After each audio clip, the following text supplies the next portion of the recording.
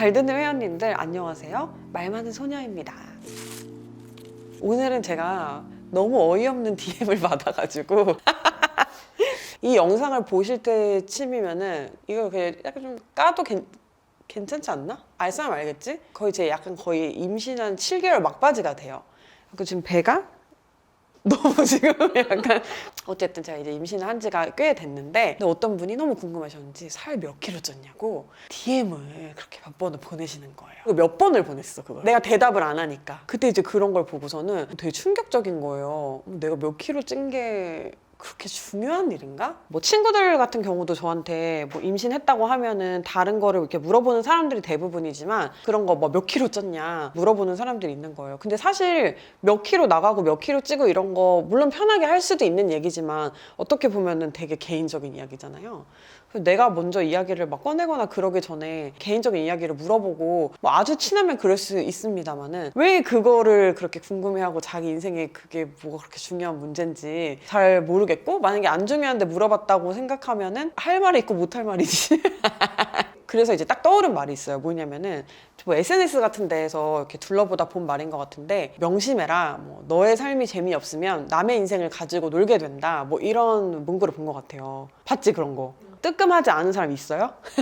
성숙한 어른이 됐다고 하면은 그 남과 비교하는 습관 근데 그거를 좋은 동기부여로 쓰지도 못하고 그냥 그걸로 자꾸 동굴 파고 가는 습관 그런 감정에서는 벗어날 줄 알아야 되고 버려야 한다고 생각을 해요. 저의 성향 중에 되게 좋다고 생각하는 것 중에 하나는 저는 남과 비교를 해서 기분이 나빠지지도 않고요. 그리고 남의 불행을 보면서 또 뭐 이렇게 으쓱하거나 안심하거나 좀 그러지도 않아요. 제가 막 취업 경쟁 심하고 이럴 때는 남을 보면서 제가 약간 순위를 매기는 그런 거를 했다고 했는데 그것과 이거는 약간 다른 문제인 것 같아요. 왜냐면 여기에서 경쟁력을 가지려면 어떻게 해야 하냐라는 거에 대한 고민의 일환으로서 이제 그런 남과의 비교를 했던 것 같고요. 그리고 어느 정도 그 취업 경쟁에서 벗어나고 그 이후부터는 저는 남과의 비교는 의식적으로 안 하려고 노력을 했던 것 같아요. 동기나 뭐 선후배와 비교를 해가지고 내가 너무 못난 것 같고 맨날 그런 죄책감에 빠지고 제가 승진을 하거나 제 아이디어가 채택이 되거나 제가 더 인기가 많거나 그런 거에 마음 쓰이고 흔들리시는 분들 계실 거예요. 내가 쟤보다 왜 열등한지 내가 쟤보다 더 왜 나은지 그런 거를 계산해봤자 그게 답이던가요? 아니잖아요. 그리고 저는 어느 정도 뭔가 일이 이렇게 잘 되고 하는 데는 좀 운도 되게 따른다고 생각을 하기 때문에 그냥 저 사람과 나의 그런 비교 자체가 얼마나 의미가 있나 이런 걸 생각을 해보면은 사실은 뭐 이렇게 큰 의미는 없다 이렇게 결론이 내려져가지고 저는 일단 비교를 그때는 이제 의식적으로 좀 멈추려고 굉장히 노력을 많이 했던 것 같아요. 그리고 너무 그게 싫어. 남을 보고 경쟁심을 느끼거나 주눅 들어 있거나 이러면서 거만해지거나 그런 내 모습이 너무 못나 보이고 너무 싫은 거 그게 사실 가장 커요. 그냥 아 쟤는 저런가 보다 그렇다고 뭐 내가 더 어떻게 되는 건 아니잖아 이런 식으로 이제 생각을 바꾸기로 했었고 제가 또 항상 말씀드렸던 아 저 사람과 나는 장르가 다르다 저 사람과 나는 강점이 다르고 쓰임이 다르다라고 이제 의식적으로 계속 생각을 하는 거예요. 못을 박는데 망치를 가져와야지 가위를 가져와가지고 못을 박을 순 없잖아요.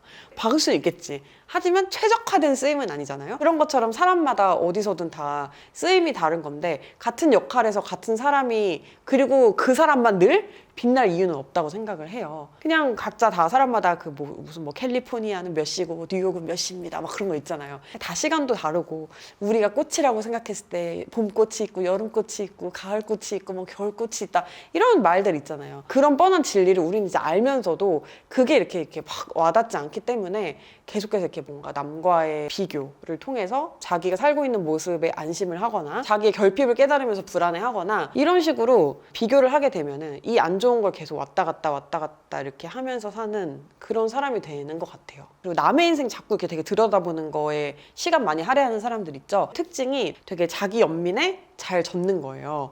비교를 하다 보면은 내가 불쌍하잖아요. 무의식 중에 나는 내 편이니까 자꾸 저 사람을 나쁜 사람으로 막 이렇게 가해자로 몰고 자기는 이렇게 자꾸 피해자가 이렇게 되는 거예요. 그냥 그 사람은 나를 알지도 못하는 사람일 수도 있고 너를 불행하라고 내가 행복을 과시하는 게 아닐 수도 있고 그러니까 그게 세상 모든 게 그냥 다 불편해지고 근데 모든 기준이 완전 무슨 뭐 3살 애기처럼 자기가 되어버리는 그러니까 남들은 막상 별로 그 사람 신경 쓰거나 그 사람한테 뭐 해를 끼치거나 아니면 나한테 뭐 상대적 박탈감을 느껴봐 짠 막 이렇게 하는 게 아닌데 자기 혼자서 괜히 막 비교하다가 상대적 박탈감 느끼고 자기 연민에 빠져가지고 아이고 나는 불쌍해, 아이고 나는 뭐 보호를 받아야 돼, 난 더 행복해야 돼. 그러다 이제 급발진해서 자격지심 부리고. 그렇게 폭발하는 거 아니야.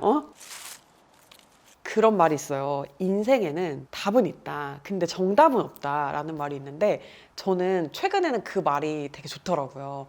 왜냐면은 사람마다 어떤 가치관을 가지고 사는지, 뭐 어떤 형태로 사는지, 그리고 뭐 어떤 속도로 사는지 그건 다 자기 마음이잖아요. 남들이 다 이런 속도로 살고 있다고 해서 내가 그 속도로 살 필요는 없는 거예요. 제가 되게 인상적이었던 게 최근에 이제 어떤 뭐 EBS에서 한 다큐를 하나를 봤는데 그게 책으로도 나와 있어가지고 밀리에서 돼 있어요. 유료 광고 아닙니다. 안녕 동백숲 작은 집이라고 하는 책이에요. 어떻게 보면은 그 현대 문명을 거부해. 그리고 동백숲에 이제 들어가. 장흥인가 여기가 뭐 그렇다 그랬어. 그래서 거기 이제 부부가 들어가요. 그래서 전기도 없고 가스도 없고 수도도 없는 곳에서 그냥 뭐 계곡에서 물 길러가지고 먹고, 그리고 아궁이에 불 때워가지고 요리하고요. 그리고 채집하거나 농사를 지어가지고 그거 섭취하고 사는 거예요. 되게 자기 속도로 사는데 그게 되게 멋있지 않아요? 되게 이상한 감명을 받았거든요. 그냥 이 속도 경쟁에서 벗어난 거에 되게 감명을 받았어요. 그러니까 그냥 그거에서 멀어져도 충분히 난 잘 살 수 있구나. 내 인생은 내 건데 왜 남들과 같은 속도로 맞춰서 살아가야 하지? 하월과 페달, 뭐 이 부부와 그리고 애도 둘이 낳았어. 그래가지고 이제 그 애기도 이제 잘 키우고 그렇게 이제 사는 부부의 이야기인데 책을 읽고 있어가지고 책 이 내용 아닐 수 있어요? 너무 힘드니까 막 귀촌하지 말아라 막 이런 걸 수도 있는데 아직 1초만이에요. 그리고 우리가 막 되게 베스트셀러 오르거나 이렇게 한 번씩 사람들의 가슴을 울리는 것들 중에 되게 많은 것들이 똑같은 레이스를 가지 않는 사람들 있죠. 서킷 같은 데서 이렇게 속도 경쟁 막 윙윙. 근데 그런 속도 경쟁에서 벗어나는 것도 정말 용기고, 그리고 그 용기 있는 사람만이 진짜 자기가 원하는 인생의 길을 걸어갈 수 있고 그 인생의 맛을 볼 수 있다는 생각이 되게 들었어요. 막 어디로 가야 더 빠르고 어디로 가야 1등하고 어디로 가야 그 휴식 시간 타이어 가는 시간 줄이고 막 가는지 이런 거를 우리가 이제 계산을 하고 살고, 대다수의 우리는 여기서 달리는 슈퍼카만큼도 아니야. 그런 것처럼 가지 못한 자신을 비교하면서 한탄하고 그냥 그렇게 살고 있다면은 어떤 사람들은 그 서킷에서 벗어나서 그냥 들꽃도 보고 풀도 보고 꽃도 꽂고 막 약간 이렇게 그냥 이렇게 사는 거잖아요. 유튜브를 이렇게 하고 있으니까 주변에 그런 걸로 비교를 하는 사람이 많아요. 저 사람 구독자 몇이래? 저 사람 요즘에 컨텐츠 조회수 몇 나온대? 저 사람 뭐 유료 광고 하면 광고비 얼마 받는데? 이런 걸로 되게 서로 경쟁하고 비교하는 사람이 이제 되게 많은 거예요. 근데 그 사람이 잘 된다고 해가지고 내가 더 못 되는 게 아니잖아요. 그 사람이 좀 더 뭐 나락하고 뭐 이런 무슨 뭐 문제 생겨가지고 뭐 안 나온다고 해서 내가 더 잘 되는 거 아니잖아요. 그러니까 남과 나는 되게 개별적인 존재고, 그러니까 어떤 면에서는 서로의 영향을 많이 받기도 하지만 사실은 정말 개별적인 각자의 인생인데, 그러면서 이제 더 느끼는 게, 그러니 남과 비교하는 게 뭐가 그렇게 중요한가? 남들보다 더 잘 되는 게 뭐가 중요해요? 그러니까 나의 행복의 기준, 나의 성공의 기준, 이거 자체를 남에게 둔다는 거 자체가 얼마나 부질없고 의미 없고 또 괴로운, 이게 이 포인트가 중요해. 괴로운 일인지 그거를 다시 한번 이제 사유를 한번 해보시면 되게 좋을 것 같다는 생각이 들었어요. 이게 남에게 호기심을 갖고 관심을 갖는 것 자체는 되게 따뜻하고 다정한 손길일 수 있어요. 그래서 뭐 저한테 건강 괜찮냐, 뭐 막 너무 막 마른 것 같은데 아기는 잘 크고 있는 거야? 라는 의도로 이제 물어보신 건 아닌 것 같긴 하지만 뭔가 그렇게 하셨다면은 되게 감사해요. 그리고 전 잘 지내고 있어요. 그리고 물어보신 분도 건강하게 잘 지내시길 저도 너무 축복하는데, 근데 만약에 그게 아니라 쟤도 막 뒤룩뒤룩 쪘으면 좋겠는데 약간 이런 약간 못된 심보로 물어봤거나 그런 의도였다면은 누구도 불쾌할 수 있는 일이라고 저는 생각을 합니다. 제가 행복하다고 해서 그분이 더 행복하거나 덜 행복해지지 않는다는 거, 별 의미가 없다는 거를 깨달으셨으면 좋겠어요. 그리고 뭐 가끔 이제 댓글이나 뭐 DM 같은 걸로 자꾸 동료와 비교가 되고 잘 되는 친구들을 보면은 힘들고, 특히 취준생들 막 이러면은 누구 한 명 잘 되면은 그 단톡방에 이제 앞으로 말 안 올라오고 막 그런다면서요. 그 심정은 제가 충분히 이해를 해요.